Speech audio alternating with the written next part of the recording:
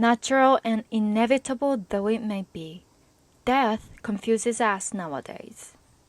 All too often, dying seems like a mysterious process full of difficult decisions, like the dilemma Michelle Finn faced after she decided to have her severely brain-damaged husband's feeding tube withdrawn, allowing him to die.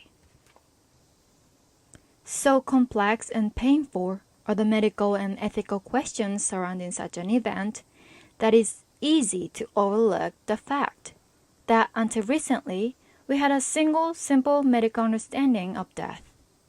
We accepted that people died when their hearts stopped beating and they stopped breathing. It is the absence of those signs that doctors still use to decide death about 90% of the time in hospitals today. Over the past 30 years, though, medical advances have undermined this simple understanding and forced physicians to look beyond the heart for an additional means of defining the end of life.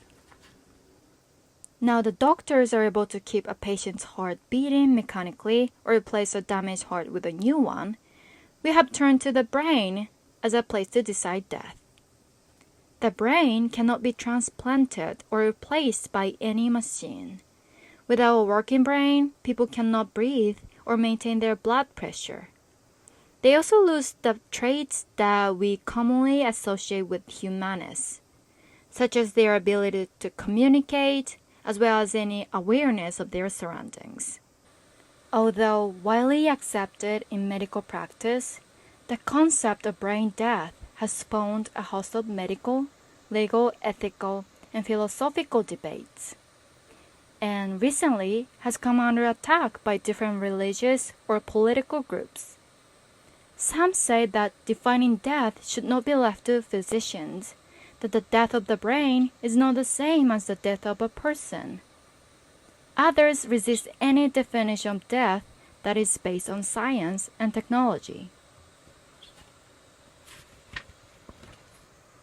The first challenge came in the late 50s with the invention of life support machines that could keep the heart beating.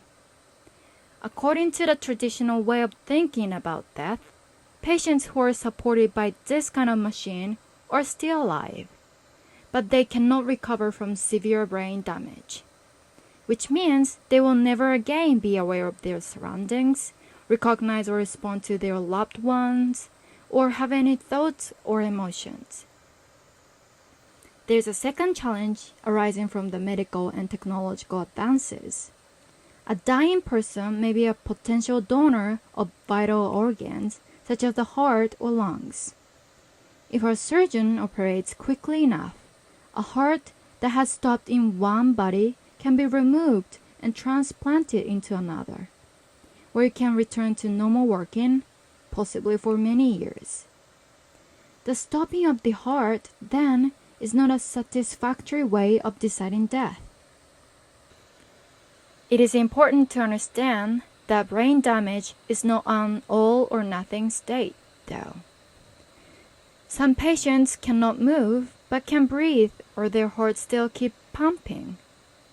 Others have lost any brain working and can be maintained solely by machines. The distinction between the two conditions is important. Withdrawing life support in a hopelessly brain-damaged person, as in the first condition, will result in brain death. But that person is not actually brain dead at the time the decision is made. In the second condition, the patient is already brain dead. The importance of this distinction is evident not only for doctors treating brain-damaged patients and for families who need to understand their loved one's condition, but also in the question of supplying organs for transplant patients. Since transplantation techniques were first developed, it has been clear there will be more potential recipients than donors. The primary responsibility of the potential donor's medical team is proper care of the patient and the patient's family. Until a patient is declared brain dead, absolutely no steps should be taken to preserve organs for donation. even if the patient has declared his or her wishes to donate organs or carries a donor card.